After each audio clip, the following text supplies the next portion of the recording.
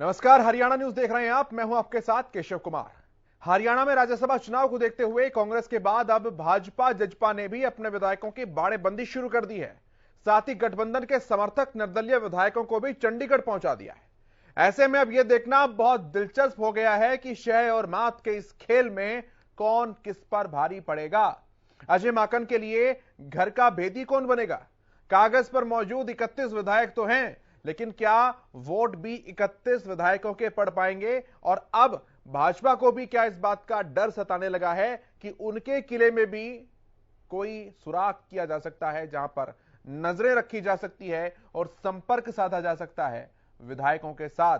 बात करेंगे इस पहलू के ऊपर, हर एक सवाल का जवाब तलाशेंगे, लेकिन सबसे पहले रिपोर्ट देख लीजिए। आज के घटनाक्रम और ताजा मुद्दे को समझ लीजिए।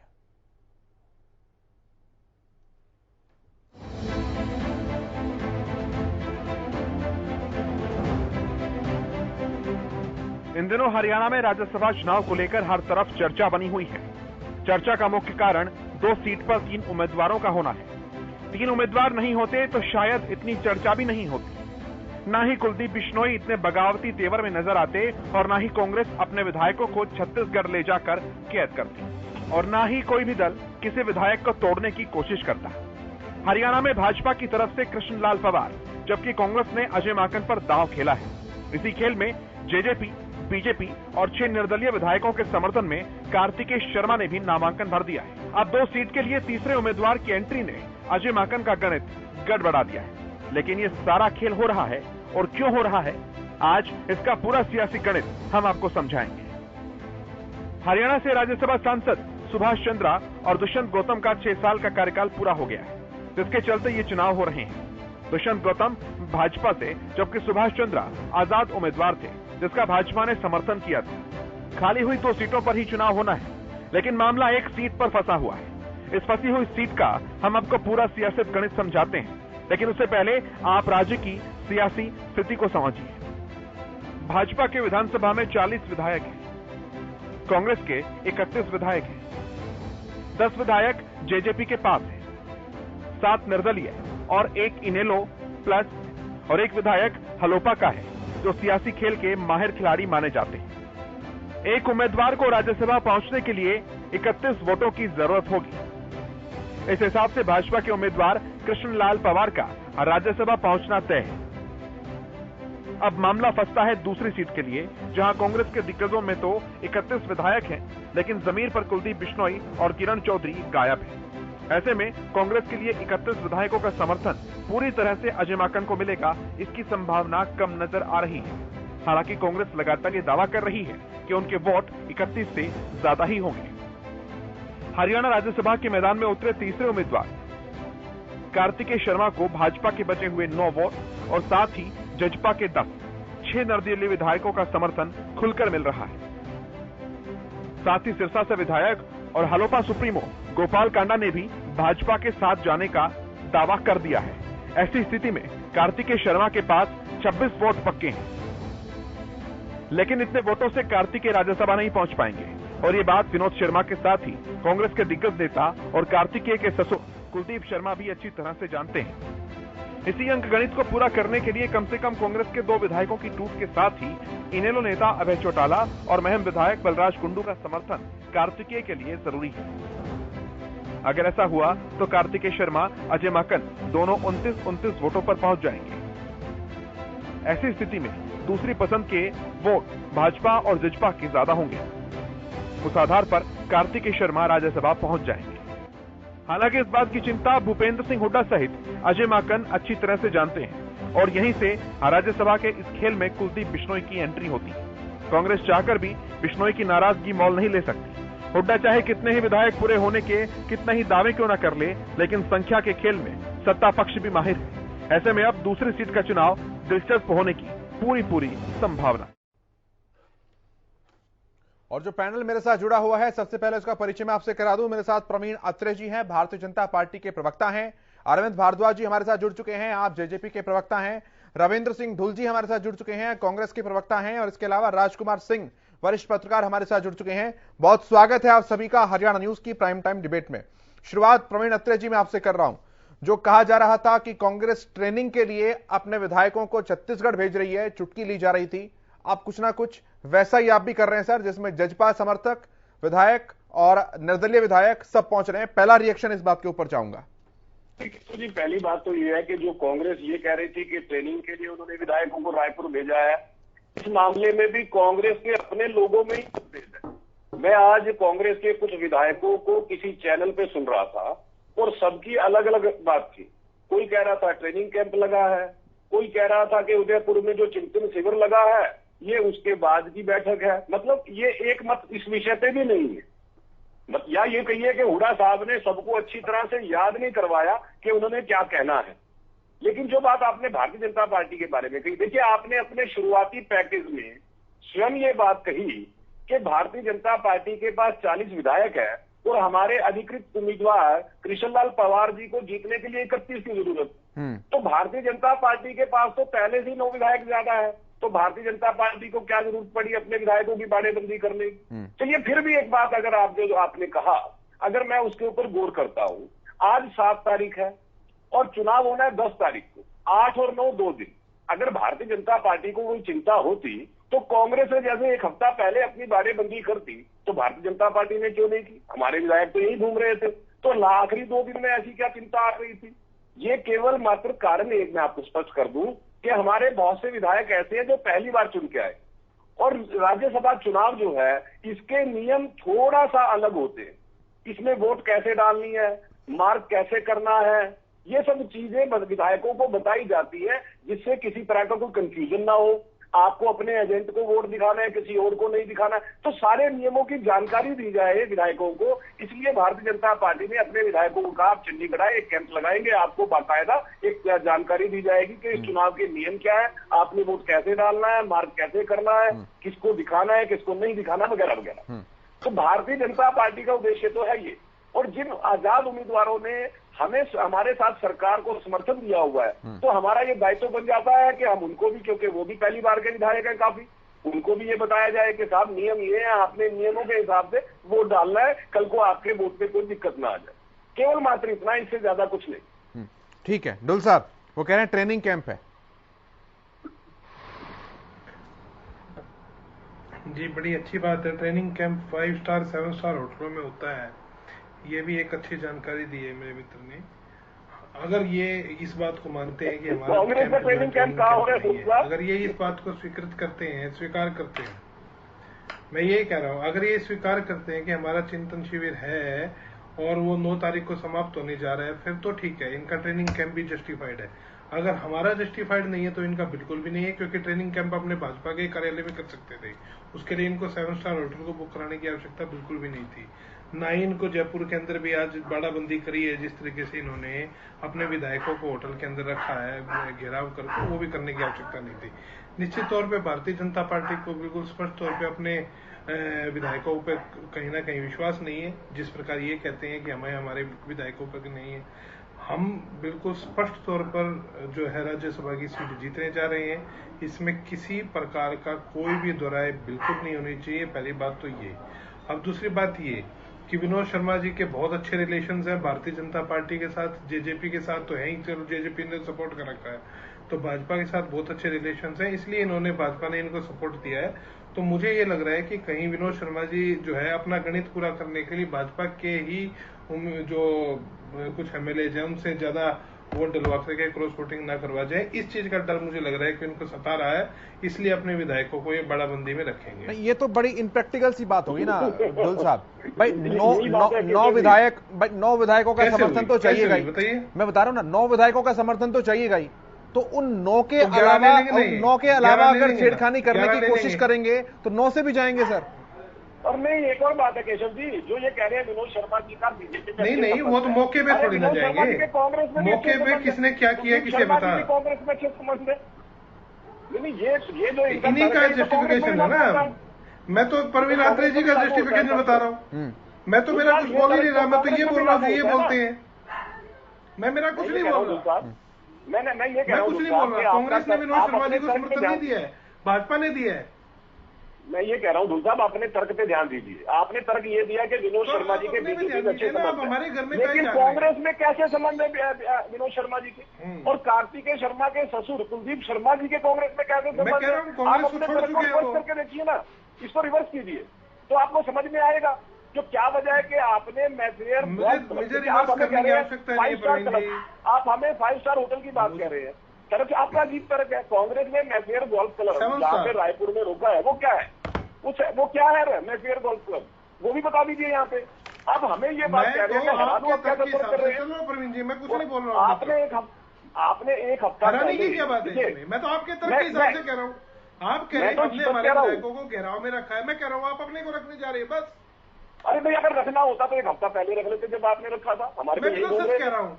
क्या हम अपने विधायकों को ये नहीं सिखा सकते हैं कि नहीं विधायक अंदर? मैं ये कह रहा हूँ कि क्या अपना जादू चला दिया भाजपा के विधायकों के ऊपर, तो वहां पर दिक्कत आ रही है इनको, यहाँ पर भी दिक्कत आएगी। मैं यही तो कह रहा हूँ, अपने खेल में फंसने जा रहे हैं इसलिए डर रहे हैं। मैं ये कह रहा हूँ नहीं रविंदर जी, मैं इसका मतलब आप ये कहना चाह रहे हैं कि विनोद शर्मा और कुलदीप शर्मा अपने संबंधों का उपयोग कांग्रेस में कर रहे हैं, इसलिए आपने वादेबंदी की है उनकी, आप ये कहना चाह रहे हैं? कुलदीप शर्मा जी की कोई बात नहीं हो रही। ठीक है, मैं सवाल कर रहा हूँ, मैं सवाल कर रहा हूँ हमारी पार्टी के नेता। प्रवीण जी मैं सवाल कर रहा हूँ, रिश्तेदारी की बात है तो अजय माकन जी से भी उनकी प्रवीण जी मैं सवाल कर रहा हूँ। हुड्डा साहब अगर किसी भी बयान में कह रहे थे कि हमारी संख्या 31 के भी पार जाएगी, और बीते 3-4 दिनों से कांग्रेस के प्रवक्ताओं ने यह कहना भी शुरू कर दिया था कि हमारी भी संख्या 31 के पार जाएगी, तो ये prevention is better than cure वाली बात है क्या जो विधायकों को लेकर आ रहे हैं कहीं ना कहीं?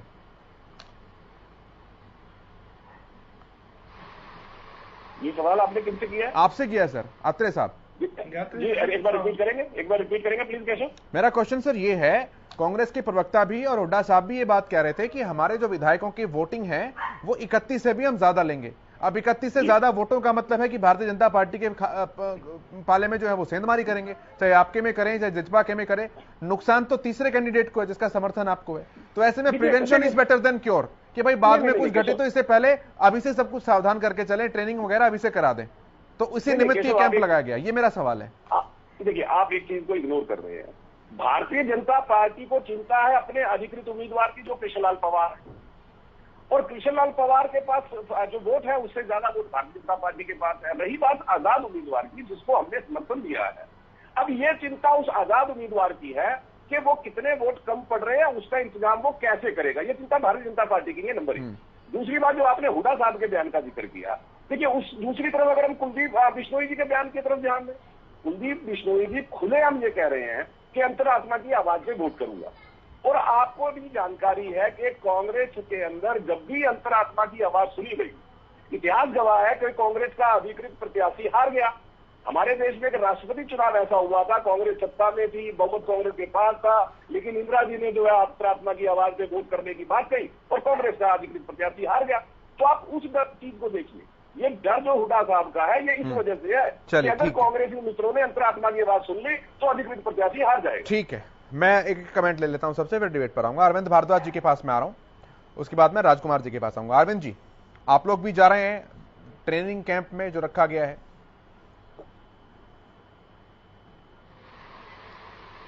देखिए, सबसे पहली बात तो ये कि ये जो चुनाव है राज्यसभा का, इसके जो तीसरे जो प्रत्याशी निर्दलीय तौर पर खड़े हैं कार्तिकेय शर्मा जी, उनको जननायक जनता पार्टी ने अपना समर्थन दिया है और हमें पूरी उम्मीद है कि वो इस चुनाव को जीतेंगे और कांग्रेस इस चुनाव को हारने जा रही है। रही बात मैं उनसे बड़ा सीधा साधारण से एक बात पूछना चाहता हूँ।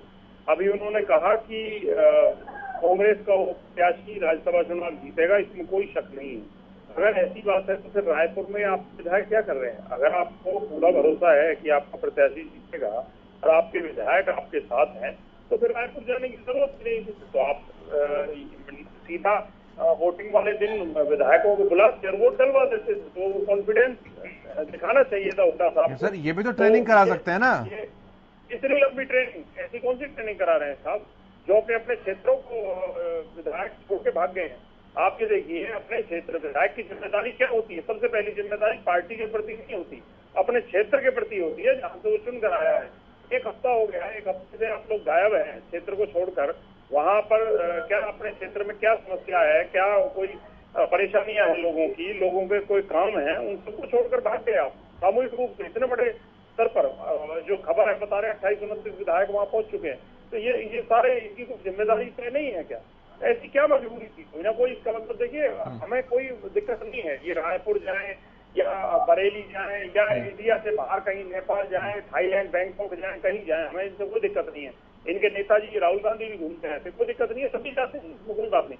परंतु इस सामूहिक रूप से और एन वक्त पर राज्यसभा चुनाव से पहले एक साथ गायब हो जाना, एक साथ गायब हो जाना ये संदेह जरूर पैदा करता है। एक बात तो ये, दूसरी बात मैं एक और इनसे पूछना चाहता हूं, रविंदर ढोलजी वकील भी हैं, मैं अपने भाई से एक बात जानना चाहता हूं, क्या किसी भी प्रत्याशी को इस लोकतंत्र के अंदर यह अधिकार नहीं है कि वो अपने वोटर से मिलकर वोट मांग सके?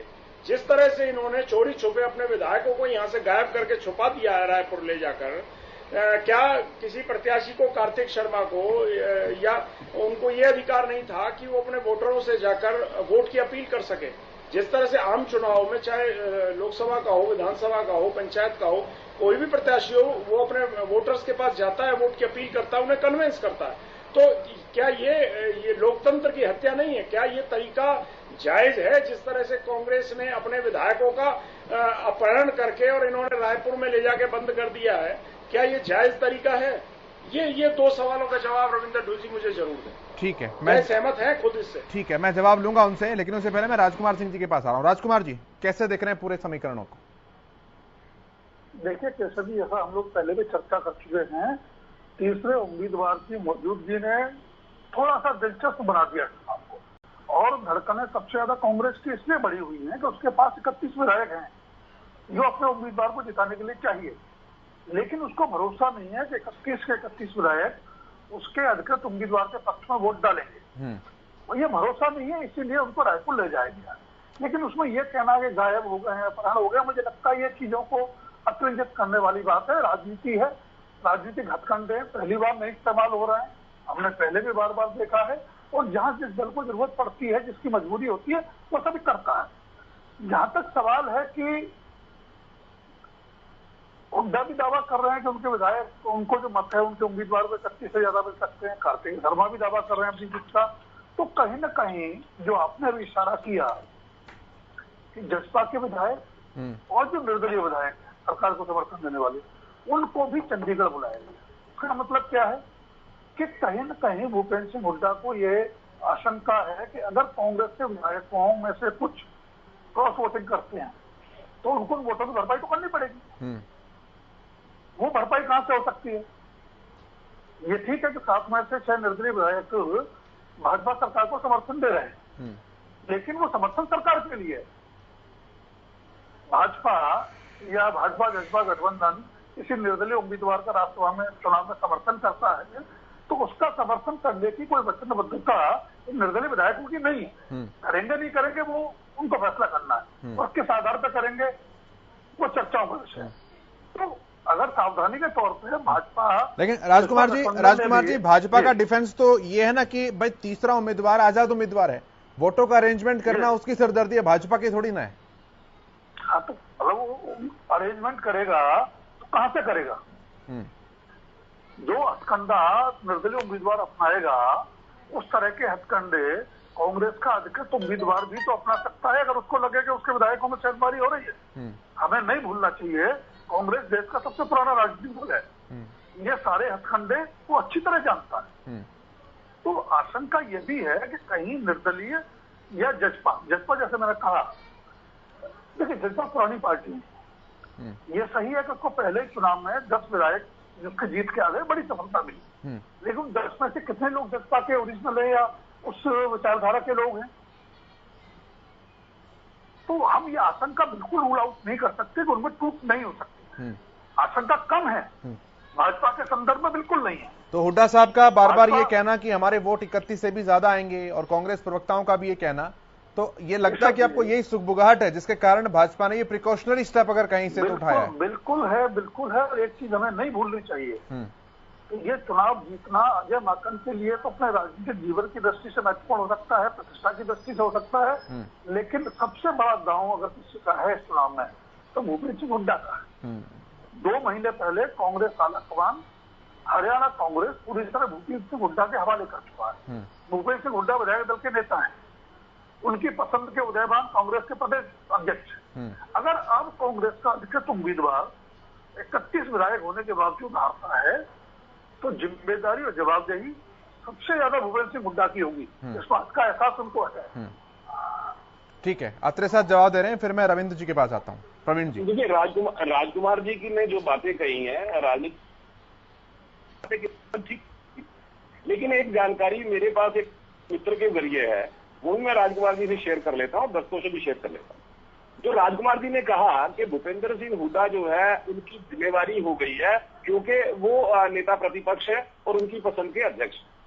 यहाँ पे जो कांग्रेसी मित्र का कहना था वो ये कि भूपेंद्र सिंह हुड्डा के पास 25 विधायक, 6 विधायक जो है वो हुड्डा कैंप से अलग से हैं या जिनको कहिए शैलजा कैंप के हैं। अब भूपेंद्र सिंह हुड्डा की समस्या ये है कि वो जो 6 विधायक शैलजा कैंप के हैं वो किस तरह से रिएक्ट करेंगे हुड्डा साहब को नहीं पता। दूसरा, ये जो माकन साहब यहाँ पे आए हैं बतौर उम्मीदवार, ये हाईकमान ने भेजे हैं जिसमें हुड्डा साहब आनंद शर्मा जी को चाहते, और ये जानकारी मैं केवल एक कांग्रेसी मित्र के जरिए मिली है इसलिए दे रहा हूँ, मेरे पास जानकारी जहां से आई है। तो इसी हिसाब से अगर राजकुमार जी सोचेंगे तो इसका भी एक बार विश्लेषण करें चर्चा के बीच में, तो मुझे लगता है कि ज्यादा ठीक रहेगा। एक चीज और राजकुमार जी ने जो कही है कि ये मजबूरी होती है कि वो इस तरह से अपने विधायकों को इकट्ठा करते हैं और कांग्रेस ऐसे हथकंडा को बेहतर जानती है, ये बात मैं मानता हूँ। क्योंकि देखिए, आज से पहले अक्सर ये पिछले समय में देखे, अगर कोई राजनीतिक दल राज्यसभा में अपना कोई अधिकृत प्रत्याशी बनाता था तो उसकी जीत सुनिश्चित ऐसा माना जाता था, क्योंकि राजनीतिक दल केवल तभी अधिकृत प्रत्याशी उतारता था जब उसके पास वोटों का गणित पूरा होता था। लेकिन अब ऐसी स्थिति नहीं है। इसका कारण भी कांग्रेस है। कांग्रेस के साथ जो बन रहा है, चाहे वो राजस्थान की बात करे, चाहे वो हरियाणा की बात करे, चाहे महाराष्ट्र की बात करे, मतलब 15 राज्यों में विधानसभा चुनाव है, 3-4 राज्य जहां कांग्रेस का छोटा मोटा अस्तित्व है वहां पे ऐसी स्थिति उत्पन्न हुई है। इसलिए पार्टी का अधिकृत उम्मीदवार वो चुनाव जीत ही जाएगा, ये शंका भी कांग्रेस की वजह से पैदा हो रही है। ठीक है, डुल साहब। देखिए, मैं बिल्कुल एक बड़ा स्पष्ट तौर पे मैंने बिल्कुल शुरुआत में कही थी एक बात कि इनको बहुत ज्यादा शंका और चिंता नहीं करनी चाहिए कि कांग्रेस के उम्मीदवार जीतेंगे या नहीं जीतेंगे, हम तो जीतने जा रहे हैं। अब जो इनके साथ में दिक्कत आ जाती है भारतीय जनता पार्टी के साथ में, वो ये है कि भाई छेड़खानी तो जाकर के कर देते हैं, जैसे हरियाणा में कर दी, ऐसे राजस्थान में कर दी, ऐसे महाराष्ट्र में भी कर रखी है इन्होंने। इन तीनों स्टेट के अंदर इस बार इनको धोबी पछाड़ लगेगी। और जहां तक बात बिल्कुल तय है, ये हमारे पास में 31 से ज्यादा वोट है और ये कहां से आएंगे, कैसे आएंगे, ये आपको बिल्कुल स्पष्ट तौर पे सार्वजनिक तौर पे पता लग जाएगा 10 तारीख। डुल साहब, धोबी पछाड़ मारने से पहले अगर एक पहलवान दूसरे पहलवान को बता दे तो दूसरा पहलवान तैयार हो जाता है। तो आप धोबी पछाड़ या तो मार ही देते, अब आपने चेतावनी दे दे के सब विधायकों को इकट्ठे कर दिया। कोई बात नहीं, वो हमारी पार्टी की नीति, हमारे पार्टी के हिसाब से आंतरिक निर्णय है। अब इसमें कोई भारतीय जनता पार्टी या जेजेपी के एडवाइस तो नहीं लेंगे।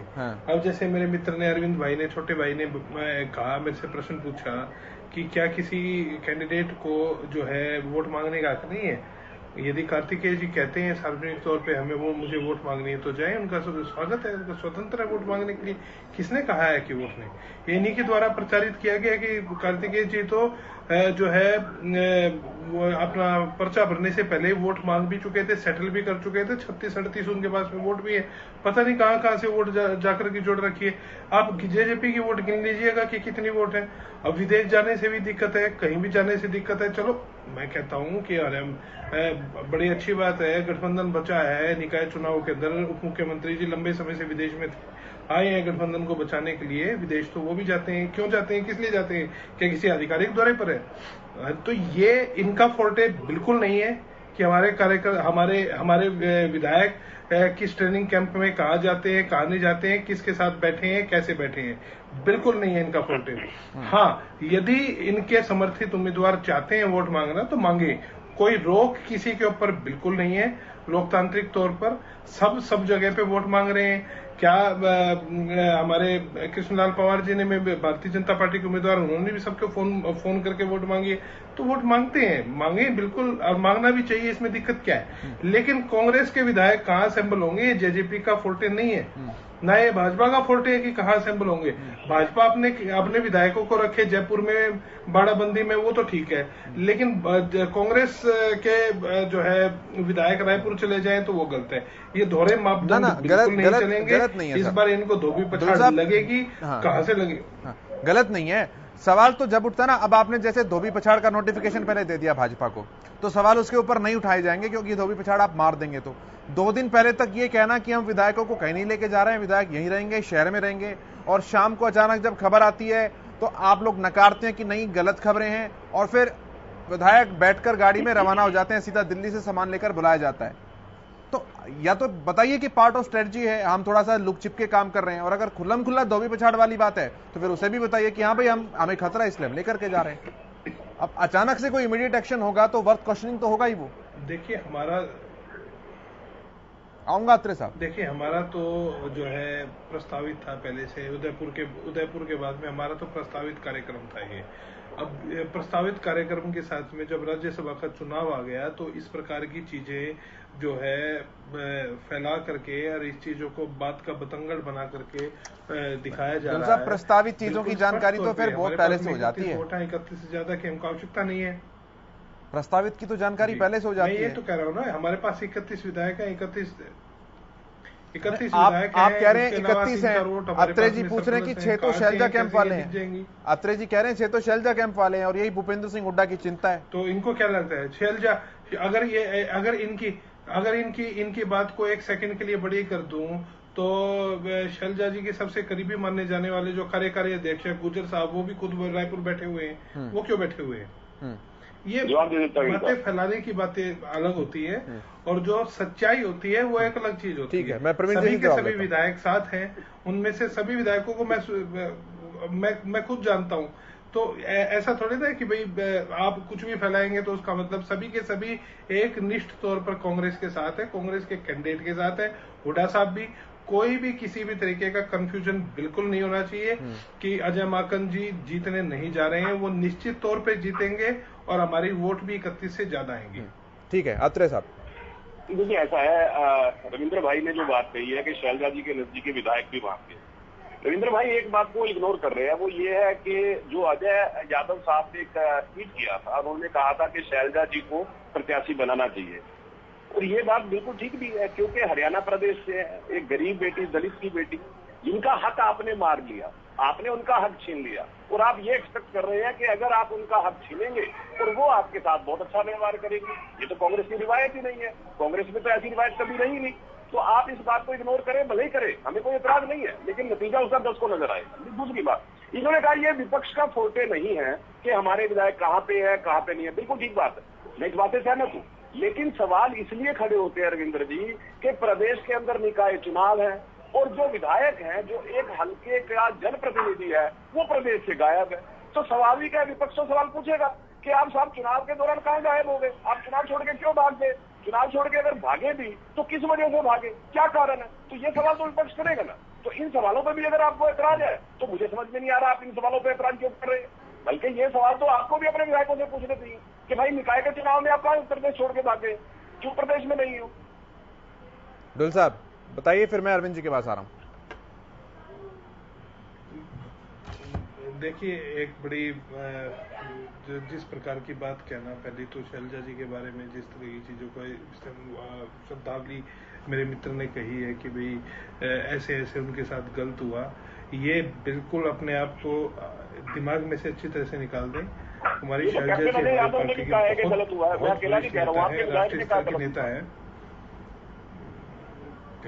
हमारी पार्टी के नेता ने हमारी पार्टी के हाईकमान को कन्वे किया है। हमारी पार्टी के नेता ने हमारी पार्टी के हाईकमान को कोई संदेश दिया है, ये विपक्ष का कोई लेना देना नहीं उससे। ठीक है, अब ये अरविंद शर्मा जी क्या मुख्यमंत्री के बारे में क्या कहते हैं, हमें क्या लेना देना? कन्वेंस हुआ कहाँ सर? कन्वेंस अरविंद शर्मा जी मुख्यमंत्री जी के बारे में क्या कहते हैं, हमें क्या लेना देना? मनीष ग्रोवर जी के बारे में क्या बोलते हैं, हमें क्या लेना देना? साहब पोस्ट कन्वेंसिंग इफेक्ट्स आप देखिए। मुद्दा कुलदीप बिश्नोई अभी तक अंडर कंट्रोल नहीं है। कुलदीप बिश्नोई जी वोट देने जा रहे हैं, कांग्रेस कैंडिडेट के पक्ष में देने जा रहे हैं। आप बिल्कुल निश्चित तौर पे हमें पूरा विश्वास है कांग्रेस के साथ। राहुल गांधी जी जो है आज सिद्धू मूसेवाला से मिलने मानसा गए हैं, सिद्धू मूसेवाला के परिजनों से मिलने मानसा गए हैं, तो मुलाकात तो हो सकती थी। अब नाराजगी तो कोई नेता अगर सार्वजनिक मंच पर आकर ये कह रहा है कि जब तक वो मुझसे नहीं मिलेंगे मैं कांग्रेस पार्टी के किसी कार्यक्रम में शामिल नहीं होऊंगा, ना मैं और ना मेरे समर्थक, और आप फिर भी आश्वस्त हैं कि वो हमें वोट देंगे। जी बिल्कुल आश्वस्त है, बिल्कुल आश्वस्त है। उनकी नाराजगी जो है वो हाईकमान उसको देखेगी कि किस प्रकार से उनसे बातचीत की जाए, कैसे उनसे बातचीत नहीं की जाए। हाईकमान देख कर हाईकमान अपने आप देखेगी हमारे।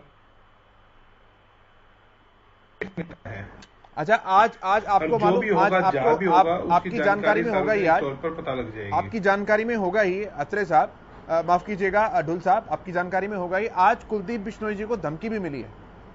3:10 पर 3 मैसेज आए हैं जिसमें कहा गया है कि सिद्धू मूसेवाला जैसा हाल करेंगे। अब उसकी भी सुध-बुध नहीं ली किसी ने भाई, अब तो मौका बनता था, आलाकमान फोन ही कर लेता कम से कम। दूसरी तीसरी बार इस प्रकार की धमकी मिली है, बड़ी निंदनीय तौर पे मैं कहता हूं कि भाई सरकार को उनकी सुरक्षा का पूरा ध्यान रखना चाहिए। और कुलदीप बिश्नोई जी ने पहले भी इस प्रकार की शंका जताई है कि भाई उनके इससे पहले भी इस प्रकार की धमकी आई है। अब तो मौके की बात है क्योंकि मीडिया में हाईलाइटेड है ये मामला, पिछली बार हाईलाइट नहीं हुआ था, 2-3 बार की तो मेरे पास में जानकारी है। तो सरकार की जिम्मेदारी है कि उनकी सुरक्षा का ध्यान रखे। हमारे बहुत वरिष्ठ नेता है, और जहां तक बात हमारे नेताओं की आपस में बातचीत की है, वो कहाँ बातचीत चल रही है, कैसे बातचीत चल रही है, उनसे कौन कौन नेता बात कर रहा है, सारे हाईकमान के सभी वरिष्ठ नेता कुलदीप बिश्नोई जी के लगातार संपर्क में है, और पूरी की पूरी बात की जानकारी हमारे पास में है। और उसमें इससे ज्यादा कुछ कहने की मुझे लगता नहीं कि अब वो कहावत होती है sir, action speak better than words. आप शब्दों में आप कह रहे हैं, लेकिन कुलदीप जी के एक्शन जो है वो बिल्कुल अलग दिख रहे हैं। मैं राजकुमार जी से थोड़ा सा विश्लेषण पूछता हूं इस बात का, फिर मैं भारद्वाज जी के पास आऊंगा उन सवालों का जवाब लेने के लिए जो आपने जजपा पर किए थे। राजकुमार जी, क्या वाकई कुलदीप बिश्नोई अंडर कंट्रोल है? नहीं, मुझे नहीं लगता कि अभी तक है, और जब तक राहुल गांधी से उनकी बात नहीं हो जाती है, बात में कोई ऐसा ठोस आश्वासन उनको नहीं मिलता जो उनकी अब तक की गिले शिकवे हैं उनको दूर कर सकता हो, तब तक कुलदीप बिश्नोई तो कांग्रेस के उम्मीदवार के पक्ष में वोट नहीं करने वाले। ये तय मान के चलना चाहिए। कांग्रेस प्रवक्ता को अधिकार है, उनका दायित्व भी है, तो वो विश्वास रखें, करेंगे, लेकिन कोई राजनीतिक कारण उसका नहीं दिखता। दूसरी बात जो हो रही थी कि 6 विधायक ऐसे हैं जो ऊपरी से गुड्डा कैंप के नहीं है, दूसरे कैंप के हैं। देखिए, कांग्रेस में ऑल इज नॉट वेल, ये तो दीवार पर लिखी इबारत की तरह कोई भी पढ़ सकता है। कांग्रेस प्रवक्ता नहीं पढ़ना चाहते, कांग्रेस के नेता उसको नहीं स्वीकार करना चाहते, वो उनकी अपनी राजनीतिक मजबूरी है। गुटबाजी है, लेकिन वो गुटबाजी कितनी दूर तक जाएगी देखना पड़ेगा। अजय यादव के ट्वीट की चर्चा हुई, उन्होंने साफ ट्वीट किया कि शैलजा को मिलनी चाहिए थी, टिकट नहीं मिली। पिछली बार भी जब सीट खाली हुई थी, और जो मेरा ख्याल है शैलजा के ही उससे खाली हुई थी, तब भी उनको देने की बात थी, तब नहीं मिली। रणदीप सुरजेवाला हरियाणा से हैं, वो राजस्थान से उतारा गया है, उसके पीछे भी कहीं ना कहीं हरियाणा कांग्रेस के जो आंतरिक समीकरण है वो है। और एक बात मेरी समझ में नहीं आती, हरियाणा से बाहर की बात करें, कांग्रेस की अपनी राजनीति है, सोच समझ के फैसले किए होंगे, लेकिन बड़ी विचित्र स्थिति यह है कि उत्तर प्रदेश जो देश का सबसे बड़ा राज्य है, 403 सदस्यीय विधानसभा में कांग्रेस 2 विधायक तक सिमट गई, लेकिन वहां के 3 नेताओं को अलग अलग राज्यों से राज्यसभा में भेजने की तैयारी है, उम्मीदवार बनाया गया है। और जहां राजस्थान, छत्तीसगढ़ और महाराष्ट्र, आप या तो पावर में हैं और पावर बरकरार रखने या कम से कम नंबर 2 की स्थिति में आने की हैसियत रखते हैं चुनाव में जब होंगे, तो वहां के उम्मीदवारों को या तो आपने नजरअंदाज किया या दूसरे राज्यों में भेज दिया। ये कौन सी राजनीतिक रणनीति है, फिलहाल मेरी समझ से बाहर है। घोड़ा पछाड़ की तैयारी है। कांग्रेस को आत्ममंथन करना पड़ेगा कि उसको राजनीतिक करनी किस चीज की, किस दिशा में करनी। दूसरों पर टिप्पणी अच्छी बात है। ठीक है अत्रे जी, मैं आऊंगा आपके पास, लेकिन उससे पहले मैं एक लाइन में केवल राजकुमार जी की बात को एक लाइन से और बढ़ा देता हूँ। राजकुमार जी ने जो कांग्रेस का उत्तर प्रदेश में हाल का वर्णन किया है, उसमें एक एडिशन और है। आजमगढ़ और रामपुर उपचुनाव हो रहे हैं, कांग्रेस प्रत्याशी नहीं उतार रही, क्योंकि कांग्रेस का प्रत्याशी नहीं है उतारने के लिए। मतलब जिस उत्तर प्रदेश का जिक्र राजकुमार जी कर रहे थे, उसमें के एडिशन भी है। एक तरफ तो हालात ये हो चुके हैं पार्टी के, पार्टी के पास प्रत्याशी नहीं है, और दूसरी तरफ जिस बात का जिक्र राजकुमार जी ने किया, तो आप समझ सकते हैं कि कांग्रेस के हालात कहां पहुंच चुके हैं। ठीक है, मैं अरविंद भारद्वाज जी के पास आता हूं। अरविंद जी, रखिए अपनी बात। देखिए, जो अभी अत्रे जी जो बता रहे थे कि उत्तर प्रदेश में उपचुनाव जो है वहाँ ये प्रत्याशी नहीं उतार रहे, यही स्थिति अमूमन हरियाणा में हुई। अभी निकाय जो चुनाव है उनमें इन्होंने चुनाव लड़ने से मना कर दिया, क्योंकि एक और जहां कुछ लोग ये मांग करते थे कांग्रेस में कि चुनाव लड़ा जाए सिंबल पे, वहीं जब इनका आंतरिक विश्लेषण हुआ तो इन्होंने यही पाया कि सभी जगह पर उम्मीदवार नहीं है। अमूमन यही स्थिति है कांग्रेस की। पहले तो ये सीटें हार रहे थे, अब इनके पास उम्मीदवार नहीं बचे, चाहे वो उत्तर प्रदेश की बात हो या हरियाणा की बात। ठीक है, हम विषय पे बात करते हैं। रविंद्र ढुल जी से जो मैंने सवाल पूछा, उन्होंने जवाब दिया कि कोई भी वोट मांग सकता है, उन्हें रोका किसने है, कार्तिकेय शर्मा जी को। तो मैं एक बात पूछना चाहता हूं कि विधायकों की जो ट्रेनिंग आपने रायपुर में कराई, क्योंकि वहाँ कांग्रेस की सरकार है और मीडिया के जरिए हमें ये जानकारी है कि वो बिल्कुल नजरबंद है, पुलिस का साइन है, पुलिस की सिक्योरिटी है वहां पर, और उनसे विधायकों से कोई मिल नहीं सकता जब तक कि आपकी पार्टी की अनुमति ना हो। यहाँ पहली बात तो ये। दूसरा, आप बात कर रहे थे कि सारी सीटें से 31 जो हमारे विधायक है हमारे साथ हैं। कुलदीप बिश्नोई जी के बारे में चर्चा भी हो रही थी। कुलदीप बिश्नोई जी ने अंतरात्मा की आवाज सुनने की बात कही थी, जिसके बाद भूपेंद्र सिंह हुड्डा जी ने ये कहा था कि जिसकी अंतरात्मा पार्टी से अलग हो वो पार्टी से अलग हो सकता है। तो इस तरह का बयान उन्होंने भी दिया। उसके बाद फिर कुलदीप बिश्नोई जी ने कहा जो लोग G23 का हिस्सा रहे हों, पार्टी विरोधी गतिविधियों में शामिल रहे हों, जिन्होंने खुद राज्यसभा में पार्टी समर्थित उम्मीदवार को हराया हो, वो मुझे उपदेश ना दो। तो ऐसी स्थिति में आपको लगता है कि ये आप वोट देंगे? दूसरा, जहां तक मुझे जानकारी है, किरण चौधरी जी आपकी उस सो कॉल्ड जो आप ट्रेनिंग कैंप बता रहे हैं उसमें नहीं पहुंची हैं, तो इसका क्या अर्थ है? अगर आपके सारे विधायक एक हैं तो फिर वो क्यों नहीं पहुंची है? तो रविंद्र ढुल जी, जिस तरह की जो हम लोग विरोधी जो पार्टियां हैं, चलिए मैं जवाब लेता हूं, उठा रही हैं, उसके लिए कहीं ना कहीं मुद्दा मैं इस बात का जवाब लेता हूं। मैं ढुल साहब से इस बात का जवाब लेता हूं, और इसमें एक सवाल अपना भी जोड़ देता हूं। ढुल साहब, कुछ जिक्र तो भारद्वाज जी ने किया, इससे पहले मैं उदयभान जी का भी जिक्र कर दूं, जिन्होंने ये कहा था कि किसी के जाने से पार्टी पर कोई फर्क नहीं पड़ता। और हुड्डा साहब ने अपनी प्रेस कॉन्फ्रेंस में कहा था, जब अजय माकन जी को पर्चा भरवा कर आए थे, कि सांसद 30 में भी बन सकता है। अब दिल पर तो लगती होगी सर, नेता कोई भी हो जाए, और फिर भी आप भरोसा लेकर के बैठे हैं कि बिश्नोई साहब एकदम वोट करेंगे। देखिए, जहां तक बात बिश्नोई जी की नाराजगी की है, सार्वजनिक स्तर पे उन्होंने जताई है, तो मैं ये कहूँ कि उनको थोड़ी बहुती को नाराजगी नहीं है तो वो गलत होगा।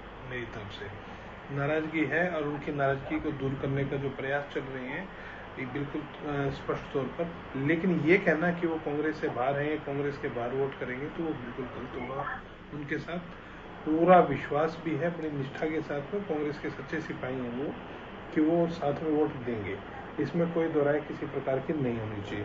अब रहेगी प्रवीण अत्रे जी ने बात कही उत्तर प्रदेश की, निश्चित तौर पर ये आपकी अंतरात्मा बोल रही है क्या? वो हालात बहुत खराब ये आपकी अंतरात्मा ही बोल रही है कि वो कांग्रेस को वोट करेंगे, क्योंकि आपके अलावा किसी को नहीं लग रहा है ये? ऑनेस्ट एडमिशन है, इसमें क्या गलत है? नहीं, मैं कहता हूँ ना, आपके अलावा किसी को नहीं लग रहा है। अब जहां तक बात उत्तर प्रदेश की है, उत्तर प्रदेश है, उत्तर प्रदेश का प्रवीण जी ने बात कही थी, बिल्कुल निश्चित तौर पे कांग्रेस के हालात बहुत खराब है वहां पर, और कांग्रेस को आत्ममंथन करना चाहिए, और कांग्रेस आत्ममंथन कर रही है। और जो प्रेस विज्ञप्ति जो आई है जिसमें उन्होंने कहा है कि भी हम चुनाव नहीं लड़ेंगे, उसमें स्पष्ट तौर पे कांग्रेस ने लिख करके दिया है कि हम जो है वहां पर अपने जो है संगठन को, सारे सिस्टम को ठीक करेंगे, और हम उसके ऊपर ज्यादा फोकस करना चाहते हैं। तो फोकस करें, इसमें क्या गलत है? वो तो जग जाहिर है, जो चीज सार्वजनिक है उसको कैसे छिपा सकते हैं। लेकिन उस चीज को हरियाणा से जोड़ करके देखना बिल्कुल गलत है। न केवल मजबूत है, बल्कि पूरी तरह से खड़े हैं, एक जगह पर खड़े हैं और हमारे सांसद चुनने जा रहे हैं। हाँ, भाजपा ने शरारत करने की कोशिश की थी, इनकी आदत है बहुत पुरानी। मैंने फिर कहा है कि तीनों राज्यों में इनको इस बार धोबी पछाड़ लगेगी। हरियाणा यहाँ पर तो ले आई है, चंडीगढ़ में, अब राजस्थान में भी जयपुर के अंदर इन्होंने एक होटल के अंदर बंद कर दिया अपने विधायकों को। ये इनकी हालात है। ये हाँ, हाईकमान को भरोसा देकर के आए कि महाराष्ट्र के अंदर राज्यसभा का MP बना लेंगे, तो वहां भी इनको धोबी पछाड़ लगेगी। नहीं, बंद करने का क्या, बाड़ाबंदी? आप अपने को ट्रेनिंग कैंप कह रहे हैं, इनको भाड़ाबंदी कह रहे हैं। उनके साथ भी ऐसा ही है। रविंद्र जी, ये तो इंडिया सपोर्ट स्पष्ट करेंगे ना ये क्या कैसे रखा हुआ इन्होंने। नहीं, वो तो ट्रेनिंग कैंप भी कह रहे हैं ना अपने को। सर, हम तो कह रहे हैं, बिल्कुल कांग्रेस तो कह रही है। अब भाजपा की तरह थोड़ी ना यहाँ पर 7 स्टार होटल के अंदर नूह के अंदर महाराष्ट्र के सारे विधायकों को ला करके इन्होंने खड़ा कर दिया था और अपने सारी की सारी CM सिक्योरिटी, CM सेल वहां पे खड़ी कर दी थी उनकी सुरक्षा के अंदर। बावजूद इसके भाजपा वहां पर अनैतिक कार्य नहीं कर पाई महाराष्ट्र के अंदर। अच्छा, चलती है राहुल गांधी के अंदर। जी, ये राहुल गांधी जी जग जा रही है और जी की मुलाकात को लेकर जो इक्वेशंस हैं, ये ईगो इशू बना हुआ है क्या? ये सवाल मैं इसलिए पूछ रहा हूं क्योंकि कुलदीप बिश्नोई जी ने पब्लिकली स्टेटमेंट दिया था कि मैं उनसे मिलने नहीं जाऊंगा, उन्हें जरूरत होगी तो मुझे बुला लेंगे। और राहुल गांधी जी भी हरियाणा टच पंजाब से होकर निकल जाते हैं, लेकिन मुलाकात का ना तो समय देते हैं और ना ही मिलते हैं। देखिए, इसके ऊपर मैं टिप्पणी करने में मुझे लगता नहीं कि समर्थ हूं, क्योंकि दोनों नेताओं के आपस की बात है क्या नहीं है। लेकिन ये बिल्कुल आपको सुनिश्चित कर रहा हूं कि हाईकमान के सभी बड़े नेता जो है लगातार जो है कुलदीप बिश्नोई जी के संपर्क में हैं और हमें पूरा विश्वास है कि कुलदीप बिश्नोई जी साथ हैं। कांग्रेस के तो सदस्य थे, हैं और रहेंगे। जहां तक बात वोट की है, हमें पूरा विश्वास भी है और हम उसका इंतजार भी कर रहे हैं कि वो हमारे पक्ष में ही वोट देंगे। इसमें कोई दो राय नहीं होनी चाहिए। हाँ, उसको ये अपने एडवांटेज भारतीय जनता पार्टी मानने की भूल ना करे। जज्बा अपने कैंडिडेट्स को, अपने विधायकों को संभाल करके रखे। हमारी चिंता बिल्कुल छोड़ दे, हमारी चिंता इनको करने की कोई आवश्यकता नहीं है। जैसे कुलदीप बिश्नोई कांग्रेसी हैं, उसी तरह वो मनोहर लाल जी के मित्र भी हैं, वो कह चुके हैं इस बात को। मित्र तो हुड्डा साहब भी है मनोहर लाल जी के, मित्र तो अभय सिंह जी भी हैं मनोहर लाल जी के, मित्र तो अजय सिंह चौटाला जी भी हैं हुड्डा साहब के। मित्र का क्या है? मित्रता तो राजनीति में रहती है, मित्रता में क्या गलत है? यहाँ गलती से अगर कुलदीप मित्र तो मेरे प्रवीण अत्रे मेरे बड़े भाई हैं, अरविंद भारद्वाज मेरे छोटे भाई है, मित्र तो हम तीनों भी हैं। नहीं, वो तो ठीक है, तो होनी चाहिए। मित्रता क्यों नहीं होनी चाहिए? बिल्कुल है, वो क्वेश्चनेबल नहीं है, लेकिन क्वेश्चनेबल उस दौरान बन जाती है जब हालात इस तरह के होते हैं। जी, इस सिचुएशन में कुलदीप बिश्नोई जी ने जो मुलाकात की थी, कुलदीप बिश्नोई जी ने कहा कि मेरी मुलाकात का राजनीतिकरण ना निकाला जाए। ये तो कुलदीप बिश्नोई जी ने कहा है, मैं तो नहीं कह रहा। उनको कोट कर रहा हूं कि मेरी मुलाकात का राजनीतिकरण नहीं निकालना चाहिए। खत्म बात। उन्होंने स्पष्ट कर दिया, जो चीज उन्होंने स्पष्ट कर दी उसके ऊपर तो प्रश्न वैसे नहीं खड़ा होना चाहिए। सर, वो तो ये भी स्पष्ट कर रहे हैं कि जब तक मुझे राहुल गांधी जी नहीं बुलाएंगे मैं नहीं जाऊंगा। वो तो ये भी स्पष्ट कर रहे हैं कि मैं और मेरे समर्थक विधायक कांग्रेस के किसी भी कार्यक्रम में नहीं जाएंगे जब तक हमारी बात नहीं सुनी जाएगी। मतलब आप मीठा मीठा तो गपगप और कड़वा कड़वा थूथू। नहीं जी, वो वोट डालना एक अलग चीज है। कांग्रेस का कार्यक्रम थोड़ी ना है विधानसभा राज्यसभा का चुनाव। कांग्रेस का कार्यक्रम तो नहीं है। प्रवीण जी से जवाब लेता हूँ। प्रवीण जी, रखिए अपनी बात। देखिए, ऐसा है केशव भाई, रविंद्र जी ये कह रहे हैं कि हमारा ट्रेनिंग कैंप है और इनको इस पे सवाल नहीं खड़ा करना चाहिए। रविंद्र जी, हम बिल्कुल सवाल नहीं खड़ा करते, लेकिन हुआ ये कि आपके विधायक या तो आपने उनको सही तरह से समझाया नहीं कि जब आप किसी चैनल को फोटो देंगे तो आपको क्या कहना है। अब जो गोगी साहब है संघ के विधायक, वो तो स्पष्ट तौर पे ये कह रहे हैं कि साहब ऐसा है, राज्यसभा चुनाव है, आपको पता ही है क्या होता है, इसलिए सभी विधायकों को इकट्ठा रखना जरूरी है। उन्होंने स्पष्ट तौर पे मान लिया कि पार्टी ने सबको यहाँ पे बंद करके रखा। अब जो फरीदाबाद से आपके शर्मा जी हैं, वो ये कह रहे थे कि ये ट्रेनिंग कैंप है, और कालका से प्रदीप जी कह रहे थे कि साहब ये जो उदयपुर के अंदर जो चिंतन शिविर लगाया था, ये चिंतन शिविर का अगला कदम, मतलब चिंतन शिविर में क्या क्या हुआ उस पर चर्चा करनी है, इसलिए। अब बताइए किसकी बात माने? जब आपके विधायक अलग अलग बात कर रहे हैं तो फिर सवाल खड़ा क्यों ना करें? या तो आप उनको समझा देते कि सबने एक ही बात कहनी है, तो ये सवाल ही खड़ा ना होता। और दूसरी बात जो आपने, देखिए आप क्या कह रहे हैं, आप कह रहे हैं कि साहब कांग्रेस जीतेगी, कांग्रेस को 31 से ज्यादा पड़ेगी, ये सब बातें आप कर रहे हैं। बतौर प्रवक्ता आपका दायित्व बनता है, आप कीजिए दावे। दावे करने में कोई बुराई नहीं है, लेकिन हमारा सवाल ये है कि किरण चौधरी जी वहां पे क्यों नहीं है, कुलदीप बिश्नोई जी अंतरात्मावाद की बात क्यों कर रहे हैं, और जो आपने शैलजा जी का हक छीना, जो उस हरियाणा की बेटी का हक छीन के आपने अजय माकन जी को दे दिया, उसका रिएक्शन क्या होगा? इसके ऊपर तो चर्चा बनेगी ना, इसके ऊपर चर्चा करेंगे, और हम उस चर्चा को कर रहे हैं, आप हमारी चर्चा के ऊपर ऐतराज कर रहे हैं। मुझे ये बात समझ नहीं आ रही अरविंद। दुल साहब मुस्कुरा रहे हैं इस बात पर। देखिए प्रवीण अत्रे जी, इनकी पार्टी बाहर के लोगों को हरियाणा में राज्यसभा से भेजे वो ठीक, कांग्रेस लेकर के आए किसी वरिष्ठ नेता को वो गलत। ऐसा नहीं चलेगा, बिल्कुल भी नहीं, बिल्कुल भी नहीं चलेगा ऐसा। कांग्रेस जहां जिस हिसाब से अपने राज्यसभा, आपके पास कहां से आ गया बताइए? डोल साहब, आप दुष्यंत कुमार गौतम जी को क्यों लेकर के आए थे? ठीक है, आप बाहर से बुला लीजिए। डोल साहब सुनिए तो सही, डोल साहब आप बाहर से बुला लीजिए, कोई दिक्कत नहीं है, लेकिन फिर हरियाणा वाले को बाहर क्यों भेज रहे हैं भाई? बीजेपी कम से कम ये तो एडमिट कर रही है कि हमारे पास उस टाइम कोई कैंडिडेट नहीं था, इसलिए हमने बाहर से दुष्यंत गौतम जी को बुलाया। आप सुरजेवाला जी को तो भेज रहे राजस्थान, और यहां से लड़वा रहे हैं अजय माकन जी को। नहीं, इंपोर्ट एक्सपोर्ट कर रहे हैं। तो देखिए मैं बताता हूँ, इसका उत्तर मैं देता हूँ, इसका उत्तर मैं देता हूँ। जी बोलिए। इनके जो समर्थक पिछली बारी इन्होंने सुभाष चंद्रा जी को इन्होंने भेजा था वहां पर, कांग्रेस को बड़े अच्छे से इस बात की जानकारी थी कि सुभाष चंद्रा जी को इस बारी शरारत करने के लिए राजस्थान भेजा जा रहा है। रणदीप सुरजेवाला जी मजबूत नेता है, अपने हिसाब से चीजों को संभाल सकेंगे सारी चीज करके, इसलिए उनको तो राज्यसभा तो भेजना था, इसलिए उनको राजस्थान से भेजा गया। और इसी कारण से मैं कह रहा हूं कि वहां पर इनको धोबी पछाड़ लगेगी। नहीं तो इन्होंने ये सोच के रखा हुआ था हरियाणा से तो हम इनको कार्तिकेय जी को भेजेंगे, वहां से सुभाष चंद्र जी को भेजेंगे, दोनों जगह आ रहे हैं, दोनों जगह आ रहे हैं। इन्होंने ये तो शरारत करने की प्रयास किया था। नहीं लीडर जी, आप यहाँ पे एक टेक्निकल गलती कर रहे हैं। हमने सुभाष चंद्रा जी को नहीं भेजा, वो एक आजाद उम्मीदवार है, आपको भी हक है चुनाव लड़ने का, संविधान ने दिया है।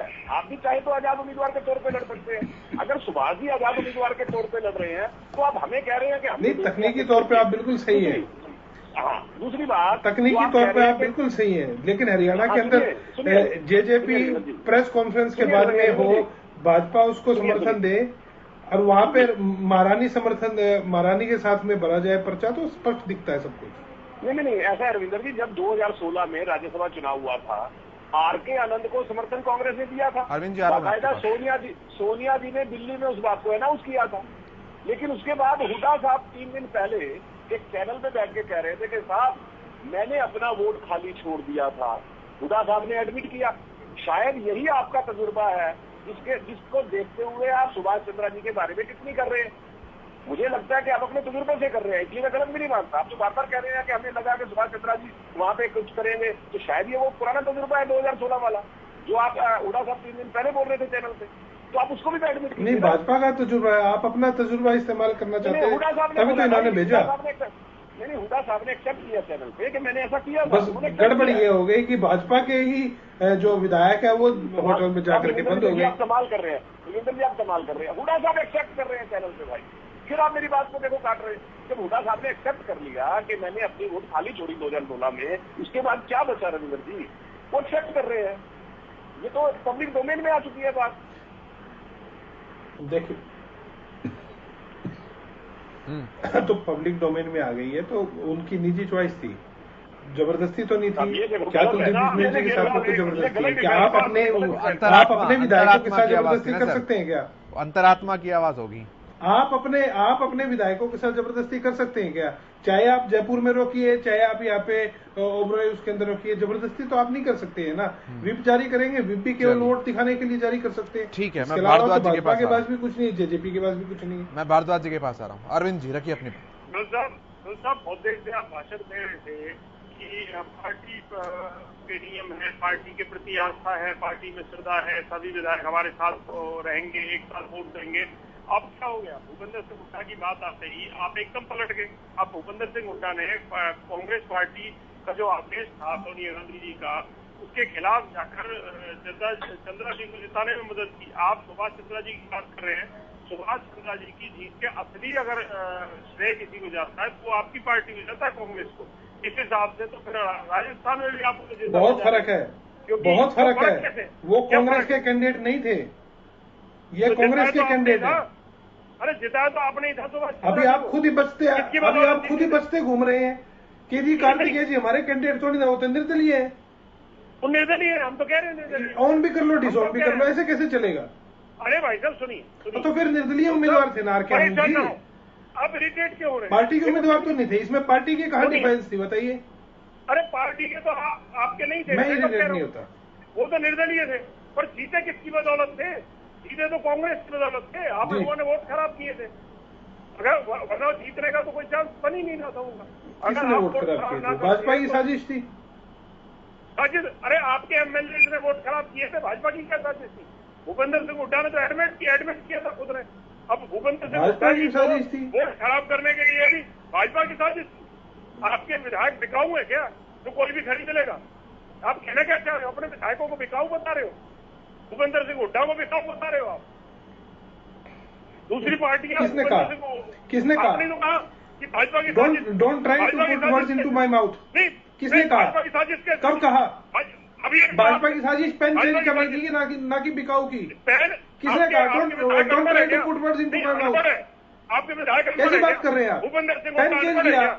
रामविलास शर्मा जी ने कहा कि जलेबी बनाई है, कैसे बनाई है, हम क्यों बताएं? नहीं, भूपेंद्र सिंह ऐसी बात कर रहे हैं आपने जबरदस्ती करके गैर कानूनी तौर पर सारे वोट रिजेक्ट किए, जबकि ठीक तरीके से डले हुए थे।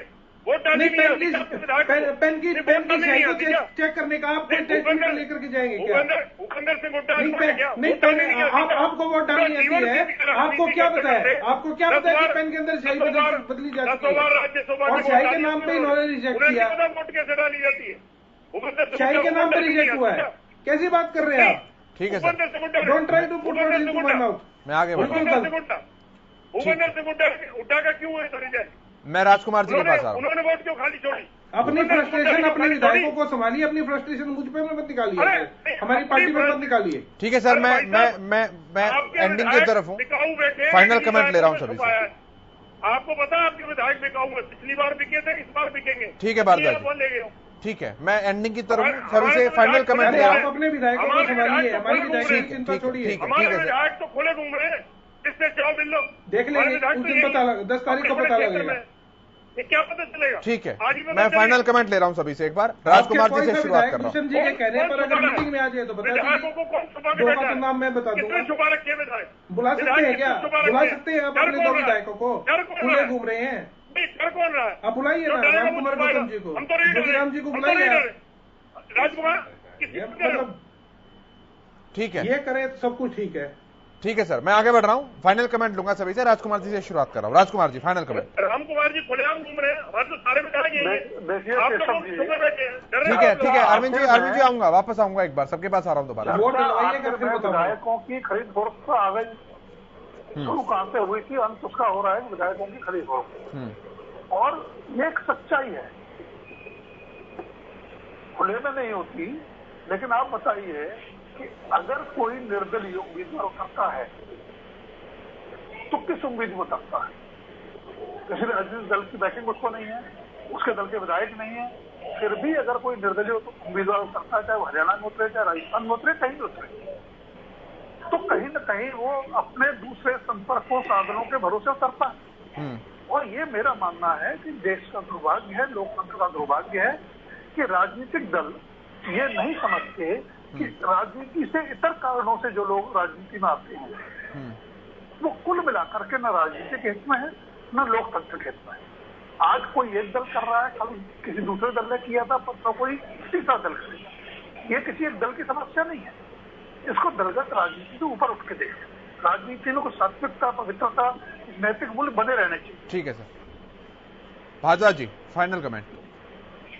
देखिए, कांग्रेस को अच्छे से पता है कि उनके जो विधायक हैं उनकी अंतरात्मा जागती रहती है। पिछले बार का जो राज्यसभा चुनाव हुआ था उसका उदाहरण इन लोगों के सामने है।